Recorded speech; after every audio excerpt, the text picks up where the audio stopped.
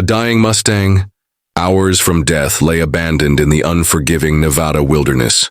Everyone assumed nature would take its course, but when an aging gray wolf emerged from the shadows and approached the helpless colt, something extraordinary unfolded, something that defied everything we think we know about wild animals.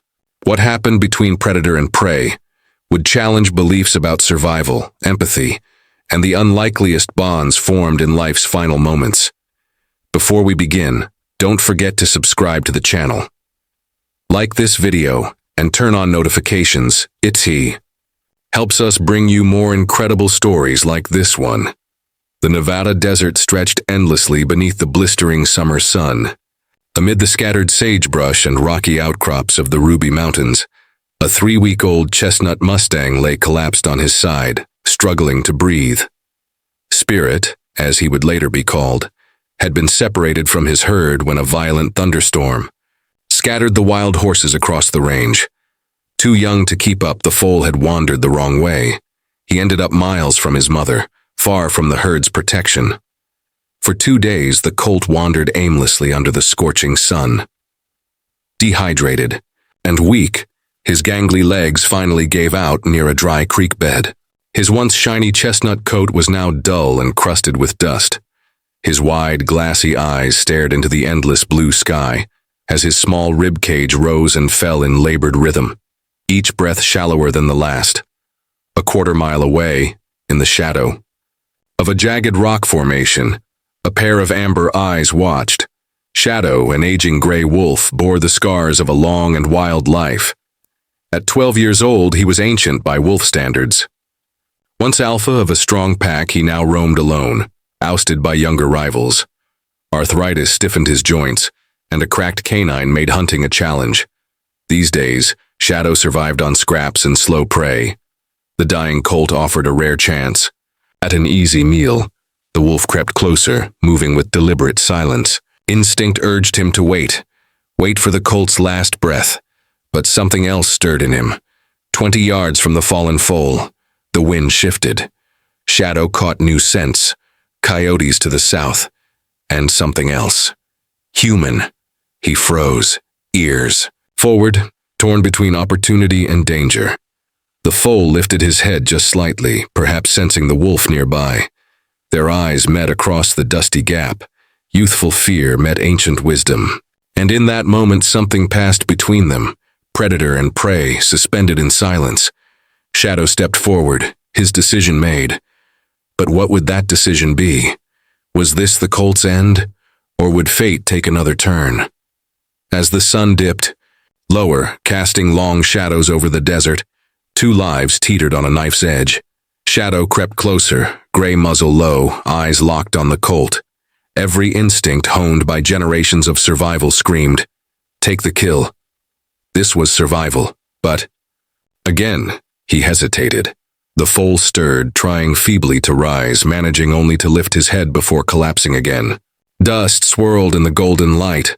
The wolf paused, tilting his head in quiet curiosity. 10 miles away, Jessica Harmon guided her weathered pickup over a rutted dirt road. At 32, she'd spent the last decade studying wild horses across Nevada. Lately, her focus had been the Ruby Mountain herd. Reports had come in. Someone spotted a lone foal. "We're probably too late," she said to Mark, her colleague in the passenger seat, scanning the distance with binoculars. If the herd scattered in that storm 2 days ago, a foal wouldn't make it long. Mark nodded. "Still have to try. Tracker shows the herd's about 15 miles north." Jessica's grip tightened on the wheel. She'd seen too many orphaned foals lost to the elements, but she refused to give up. Back at the dry creek bed, Shadow had drawn closer, just 5 feet away now. He inhaled deeply, nostrils flaring at the foal's scent. The colt's eyes, once bright with new life, now showed only fear and resignation. Shadow had seen death countless times, as hunter, as leader, but this felt different. Solitude and age had changed him. Maybe it was wisdom, maybe it was weariness, or maybe his hunger simply wasn't strong enough to override something deeper. He circled the foal slowly, studying him. The colt trembled, his breathing shallow, his strength fading. this wouldn't be a quick death, and then, in a surprising gesture, the old wolf lay down, just feet away from the colt, resting his scarred head on his paws. He waited. Whether he was waiting for the foal to die or for something else, perhaps even Shadow himself didn't know. As the afternoon wore on, the foal's condition worsened. His eyes fluttered shut, consciousness slipping away. Then, Shadow did something astonishing. He rose and stepped closer, gently nudging the colt's neck with his muzzle. When there was no response, the old wolf glanced toward a shallow dip in the earth where, by some miracle, a small pool of water still remained from the recent storm. Shadow looked from the water back to the foal. A silent conflict played across his weathered face. Miles away, Jessica's truck jostled over a stretch of rough terrain. "I think I see something," Mark said, pointing toward a rocky outcrop near what looked like a dried creek bed. What neither of them could yet see was that, in the fading desert light, an old predator was about to make a choice that defied every expectation of the natural world. As dusk bathed the land in shades of gold and violet, Shadow made his decision, not as a predator, but as something else entirely. Rather than wait for the foal to die, he moved toward the rainwater pool, dipped his muzzle into the cool liquid, then turned and padded back to the colt. Water still clinging to his fur, the old wolf lowered his head and began licking the foal's dry muzzle, passing moisture to the colt's parched lips. The act was slow, intentional, almost careful. As though the ancient wolf knew, somehow, exactly what the young horse needed. The foal stirred slightly, his eyelids flickering at the touch of dampness. His swollen tongue made a faint effort to lick his lips. Encouraged, Shadow repeated the process back and forth between water and foal again and again. On his third trip, he tried something even more remarkable, gently tugging at the colt's mane, applying just enough pressure to communicate intent without causing harm. When the colt didn't respond, Shadow settled beside him, pressing his warm body close, sharing heat as the desert night cooled fast. Jessica and Mark had abandoned their truck half a mile back when the road became impassable. Now, they walked, following the dry creek bed with fading light and rising urgency. "We should have brought the portable floodlights," Mark muttered, switching on his flashlight. "We're losing daylight fast." Jessica didn't answer. She'd just spotted movement ahead, something gray against the darkening landscape. "Mark," she whispered, clutching his arm. "Look, is that a wolf?" Mark raised his binoculars, adjusting for the low light. "I think so, and there's something with it. Could be our foal." "But the wolf, he's not attacking," Jessica said, her pace quickening. "Unless..." The foal's already gone. But as they drew closer, moving quietly to avoid startling the animal, what they saw made them freeze in place. The wolf was lying beside the foal. Then he rose, walked to the small water pool, and returned once again. "To wet the colt's muzzle." "That's impossible," Mark whispered. "Wolves don't..." "I know what wolves do," Jessica interrupted, her voice hushed, eyes locked on the scene. "And this I've never seen. Not in any field notes. Not anywhere." Suddenly, Shadow became aware of them. His head lifted sharply, amber eyes flashing in the beam of Mark's flashlight. But instead of bolting, as most wolves would, Shadow stood his ground. He moved between the humans and the colt. "He's protecting it," Jessica said, stunned.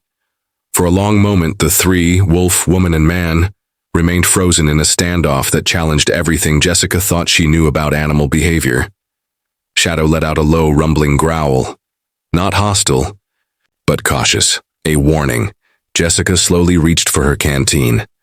"Mark," she said quietly, "I'm going to try something." "Don't move." "Jess, that's a wild wolf, don't..." But Jessica had already taken a careful step forward. She began to unscrew the cap. Jessica unscrewed the canteen and carefully poured water into a small collapsible bowl she kept for field work. Moving slowly and deliberately, she stepped forward and placed the bowl on the ground, then backed away. The wolf's eyes followed every movement, his body tense, coiled to either flee or defend. Only when Jessica and Mark had retreated, a safe distance, did Shadow move. He approached the bowl cautiously, sniffed it once, and then looked back at the foal. What he did next would change everything. Rather than drink, the old wolf picked up the bowl carefully in his jaws and carried it to the foal. As night fell fully over the Nevada desert, the first stars shimmered overhead, silent witnesses to a moment of pure, improbable grace. Predator, prey, and human, 3 species, all entangled in a fragile act of mercy. But would that fragile bond be enough to save the young Mustang's life? The desert temperature plummeted as Jessica and Mark quietly set up a temporary camp about 20 yards from the foal and his unlikely guardian. They worked in near silence, erecting a small tent and unpacking emergency supplies, careful not to disturb. "The wolf!" "I radioed for the mobile vet unit," Mark whispered, returning from a brief satellite call. "They'll be here by morning with IV fluids and proper gear. But Jess, I don't think he's going to last that long." Jessica didn't answer right away. She just nodded grimly and began mixing electrolytes into another shallow bowl of water from her field kit. The colt was in critical condition: severe dehydration, possible organ failure. The night's cold was only making things worse. "What about the wolf?" Mark asked, casting a glance at the silent figure lying beside the foal. "Clark's not gonna love hearing we're trying to save a horse with a wild predator standing watch." "Clark's not here," Jessica replied, her voice steady. "And I'm not running that wolf off. Not after what we've seen." She approached again, slowly, the bowl in hand. Shadow's golden eyes tracked her every move. But he didn't rise, didn't growl, just watched. In the beam of her flashlight, Jessica could now see the toll time had taken. The scarred face, the faded fur, the slight hitch in his step as he finally stood to investigate the offering. "He's ancient," she murmured, backing away. "Probably can't hunt like he used to. Maybe that's why he's doing this. He's adapted." Mark didn't look convinced. "Wolves don't just stop being wolves, Jess. This defies every study, every instinct we've documented." But Shadow ignored their debate. He picked up the bowl again, this time spilling only a little, and carried it to the foal. Setting it gently near the colt's muzzle, he nudged the young horse with his nose, encouraging him to drink. Revived slightly from the earlier moisture Shadow had given, the foal managed to take a few weak sips. It wasn't musky, but it was something, and out here, something could mean the difference between life and death. Jessica and Mark took shifts through the night, watching the strange pair from the edge of their camp.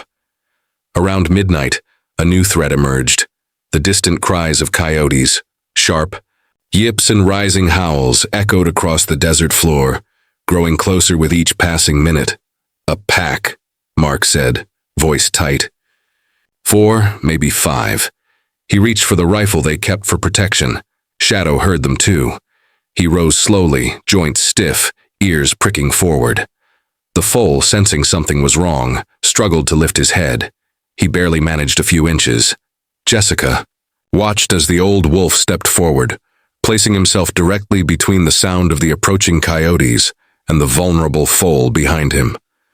His posture shifted, hackles raised, muscles coiled, and for a moment the broken old wolf looked like the alpha he once was. "He's going to fight them," Jessica whispered, disbelief and awe in her voice. One old wolf against a pack. The coyotes appeared like ghosts atop the ridge, eyes gleaming in the darkness. Shadow didn't move. Then came the sound, not loud, but low and bone deep. A growl so deep Jessica felt it in her chest more than heard it. The lead coyote faltered. Despite their numbers, despite the odds, something about Shadow's stance, his stillness, his resolve, gave them pause. "We need to help him," Jessica said, already grabbing her flashlight and hiking stick. "Make some noise." Mark joined her. Together they shouted, clanged metal, stomped the dry earth, sending a wall of sound through the desert. Startled and unsure, the coyotes backed off, retreating into the darkness after a tense standoff. Silence returned. But Shadow didn't relax. For nearly an hour he remained standing, watchful and unmoving before finally lying down again beside the foal. This time, Jessica noticed. He positioned himself on the side facing the ridge, the direction Shadow had taken, moving away from the foal toward the ridge, seemed deliberate. "Protection," Jessica whispered to Mark as they stepped back toward the tent. She pulled out her notebook, ready to document it all. This could change everything we know about interspecies relationships. By dawn, Jessica was jolted awake by the sound of a helicopter cutting through the air. The mobile vet team had arrived earlier than expected. The chopper descended gracefully into a clear patch of desert half a mile away, and as daylight spread over the rugged terrain, Jessica made her way toward the foal. To her astonishment, the young Mustang was still alive, his breathing slightly stronger than the night before. Shadow sat nearby, his posture alert, but his exhaustion was evident, his sides heaving with each breath. When he saw Jessica approach, he rose slowly, swaying on his feet, clearly worn out. "He's been awake all night," Jessica muttered to herself, realizing what the old wolf had done. He'd kept vigil over the foal without rest. As the sound of the approaching vehicles reached them, Shadow's ears twitched. His amber eyes flicked between Jessica and the foal, then back to her. In that moment, something in his gaze seemed to convey a silent message, a quiet passing of responsibility. With one last lingering look at the foal, the wolf turned and limped toward the rocky outcroppings, his mission complete. Jessica stood, still, watching him fade into the distance, an understanding blooming in her heart. The old wolf had done all he could. Now, it was up to humans to carry the burden forward. Dr. Elena Rodriguez, the lead veterinarian, quickly moved to assess the foal's condition. The team worked efficiently, and the rhythmic beeping of monitors blended with the desert's quiet. Fluids flowed into the colt, bringing a steady mechanical counterpoint to the raw, natural backdrop. "It's remarkable he's still alive," Dr. Rodriguez said as she checked the foal's vital signs. Her skilled hands moving with precision. Severe dehydration, malnourishment, and exposure to the elements. He should have died days ago.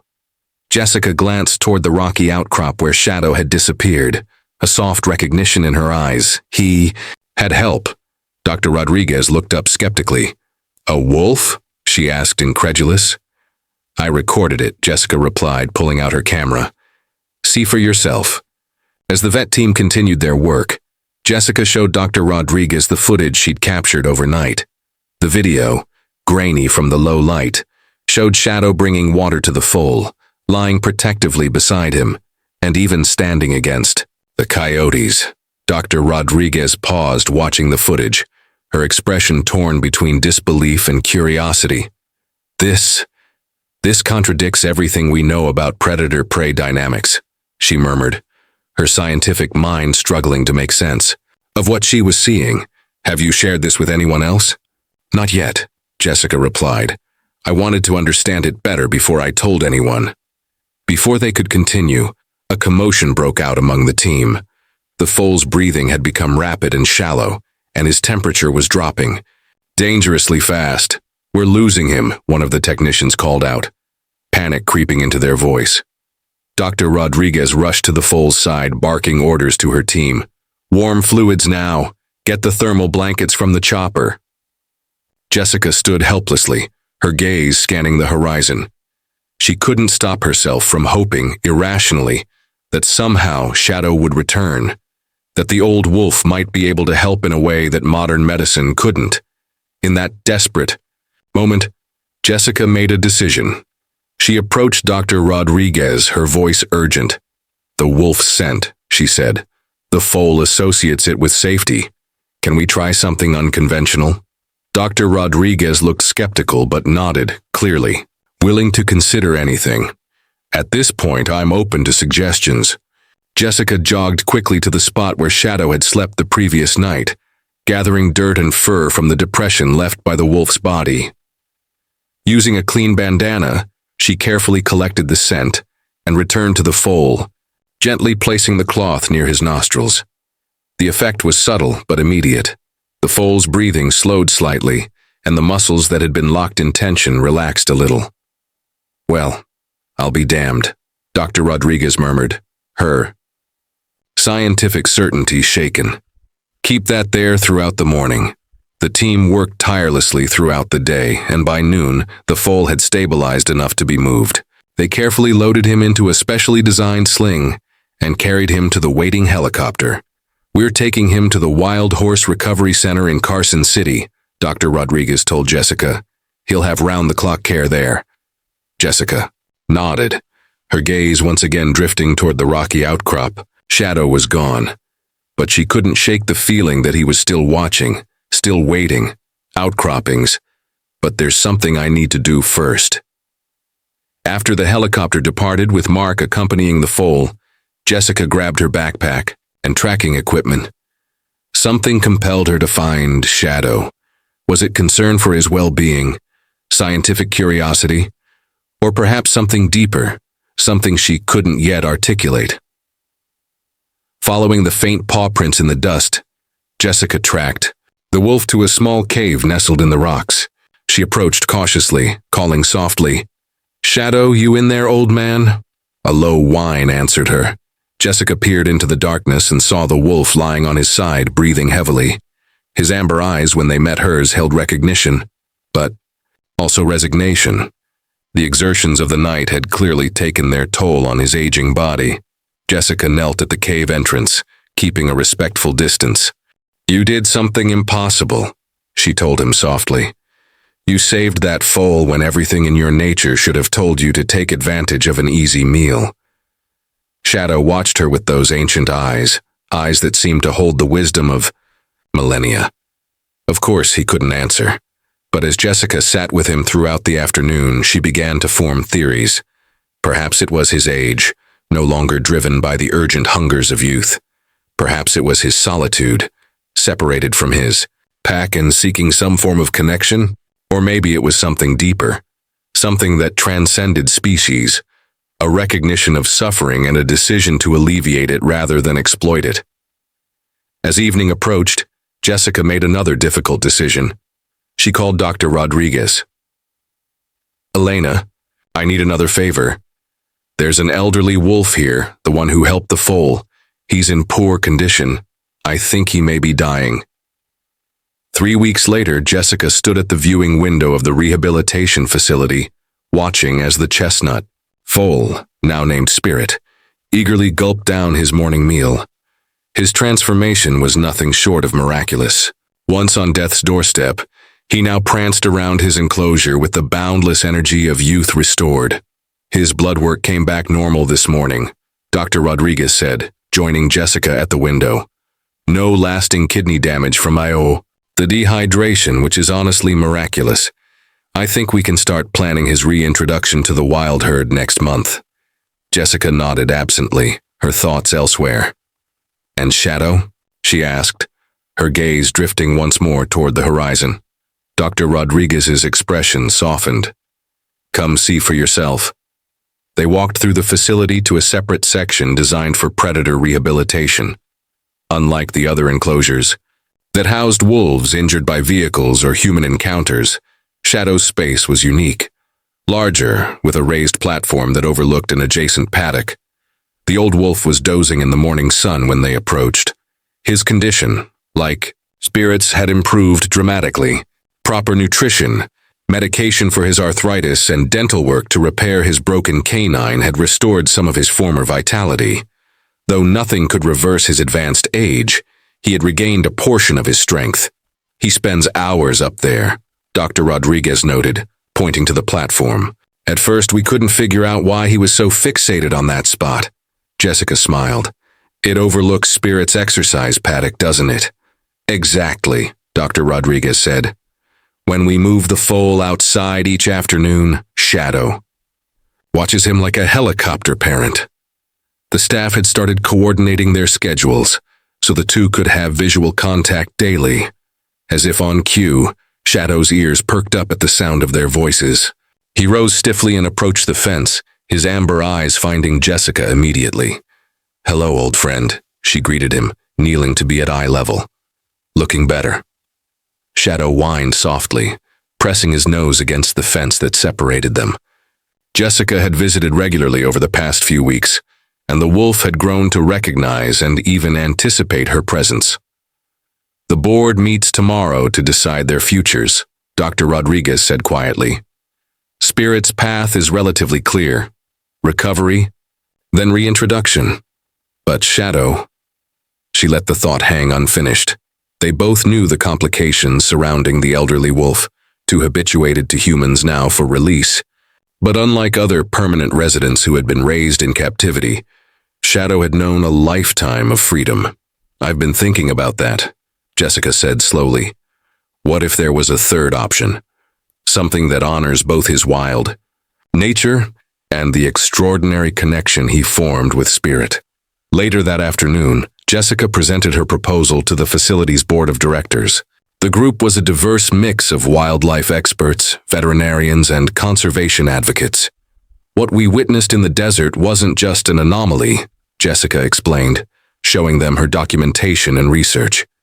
"It was an example of interspecies cooperation, something that could revolutionize our understanding of the bond between predator and prey.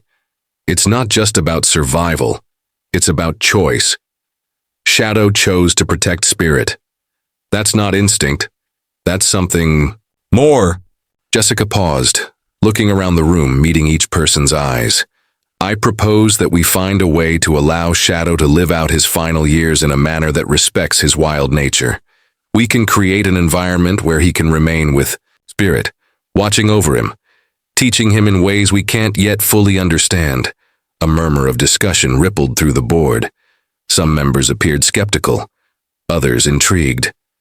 Dr. Rodriguez's voice broke the silence. I think we might have a chance to do something groundbreaking here. Empathy that challenges our fundamental understanding of wildlife behavior." Jessica outlined her plan, a special sanctuary where both Shadow and Spirit could live out their lives, not fully wild, but not traditionally captive either. A place where their unique bond could be maintained while also serving as an educational opportunity. "The public is already invested in their story," Jessica continued. "The footage I captured has gone viral, with over 10 million views. People are calling it a modern-day fable, the wolf who saved a horse instead of hunting it."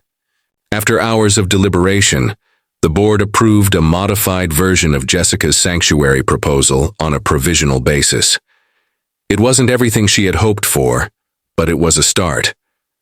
As the meeting concluded, Jessica walked quickly to the predator rehabilitation area. She found Shadow at his favorite spot on the platform, gazing out at the darkened paddock where Spirit would return tomorrow. "We did it, old man," she told him softly. "It's not perfect, but it's a chance." Shadow turned to look at her, his ancient eyes reflecting the soft security lights. In that moment, Jessica felt the weight of her promise to him, to honor the extraordinary choice he had made and ensure that his remaining time would hold meaning and dignity. 6 months. Later, the sanctuary had transformed from concept to reality. Nestled in a protected valley 30 miles from Carson City, Wild Crossroads Sanctuary occupied 50 acres of diverse terrain, open meadows, wooded areas, and rocky outcroppings that mimicked the natural landscape of Nevada.